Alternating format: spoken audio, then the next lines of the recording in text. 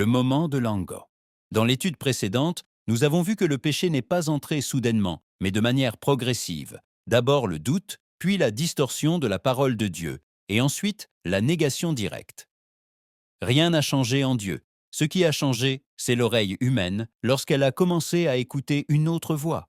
La parole de Dieu dit en Genèse chapitre 3 verset 5 « Car Dieu sait que, le jour où vous en mangerez, vos yeux s'ouvriront, et vous serez comme Dieu, connaissant le bien et le mal. » Ici, le serpent ne discute pas du fruit.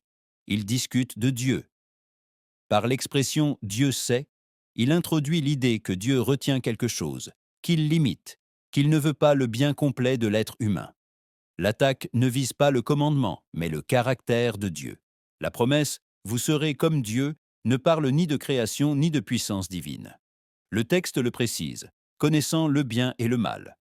La tentation n'est pas de ressembler à Dieu en sainteté, mais de vivre sans dépendre de Dieu, en décidant soi-même ce qui est bien et ce qui est mal.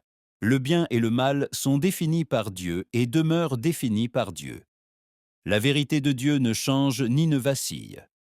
Ce qui apparaît ici n'est pas un changement en Dieu, mais le mensonge qui cherche à déformer la perception de la vérité et à semer la méfiance. La tromperie ne commence pas par une action, elle commence par une accusation. Dieu est présenté comme limitant et une fausse indépendance est proposée, cherchant à déplacer Dieu comme référence ultime de la vérité. Ici, nous apprenons que la tromperie commence en attaquant l'image que nous avons de Dieu, que le péché naît lorsque la bonté de Dieu est mise en doute et que le serpent présente Dieu comme limitant plutôt que comme protecteur. Que le désir le plus dangereux n'est pas charnel, mais celui de l'indépendance spirituelle. Que être comme Dieu signifie vouloir décider sans Dieu et que le problème n'est pas la connaissance, mais celui qui définit la vérité.